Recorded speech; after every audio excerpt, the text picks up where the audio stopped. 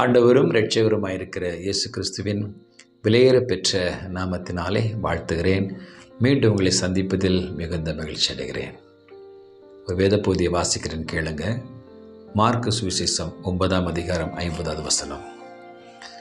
உப்பு நல்லதுதான், உப்பு சாரமற்று போனால் அதற்கு எதனால சாரம் உண்டாக்குவீர்கள்?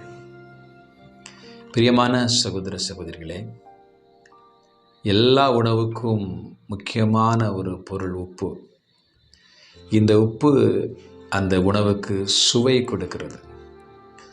அது எவ்வளவு ஆடம்பரமான உணவாக இருந்தாலும் ஒரு சிறிய அந்த உப்பு அதில் வரும்போது தான் அதற்கான அந்த வேல்யூவேஷன், அந்த வேல்யூ கூடுகுது.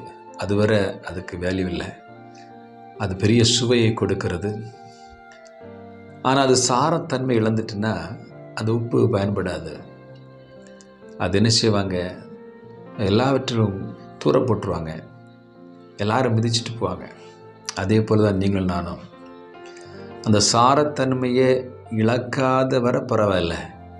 இழந்துட்டுன்னு வைங்களேன், எல்லாரும் நம்ம விட்டு போயிடுவாங்க, எல்லாரும் வெறுத்துருவாங்க, எல்லாரும் பகைச்சிருவாங்க. எனவே நான் உப்புடையவளாகவே இருக்கணும், சுவை கொடுக்கிறவளாக இருக்கணும். மற்றவங்களுக்கு நம்மளால் சுவை கொடுக்கணும், நம்மளால் வேதனை கொடுக்கக்கூடாது என்றுதான் வேதம் சொல்லுது. எனக்கு தெரிந்த ஒரு நபர் உண்டு பாருங்க, நல்ல ஒரு பதவியில் உயர் அதிகாரியாக இருந்தவர். அவர் மதுபானத்துக்கு அடிமைப்பட்டவர். அவர் அலுவலகத்துக்கு போயிட்டு வரும் பொழுது நல்ல போதை குடித்துட்டு வருவார். சில நேரங்களில் வாகனத்தை, பைக்கை ஓட்டி கொண்டு வீட்டுக்கு போக முடியாதனால ரோட்டோரங்களில் வைத்து அப்படியே படுத்து உறங்குவார். நாய்களெல்லாம் அவருக்கு மேலே போயிட்டு வரும், நக்கிட்டு இருக்கும்.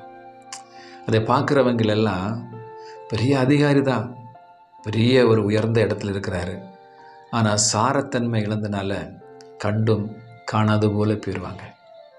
பாருங்கள், எவ்வளவுக்கு ஒரு கீழ்த்தரமான ஒரு காரியம் வாழ்க்கையில் இருக்கிறதுனால அவர் எல்லாரும் உதாசீனம் பண்ணுறாங்க பாருங்க.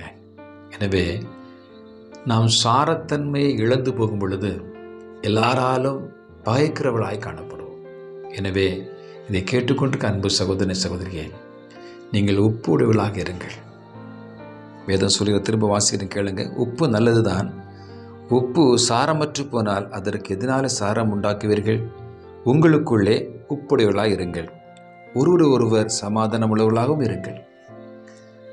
எனவே இந்த வார்த்தையின்படியாக மற்றவங்களுக்கு சுவை கொடுக்கிற ஒரு பொருளாக காணப்படுவோம்.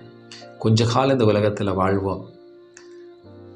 எனவே மற்றவர்கள் நம்மளை மதிக்க அல்லது நம்மை சுவைக்க, நம்மளால் அவர்கள் பிரயோஜனப்பட அப்படிப்பட்ட ஒரு வாழ்வை வாழ்ந்து நாம் தேவனோடு விட முடிவில்லா காலமெல்லாம் நாம் கடந்து செல்லப்போம் என்பதை அறிந்து கொண்டு ஒவ்வொரு நிகழ்வுகளிலும் நாம் சாரத்தன்மை இழந்து விடாதபடிக்கு எச்சரிக்கையாக இருந்து பாருங்கள்.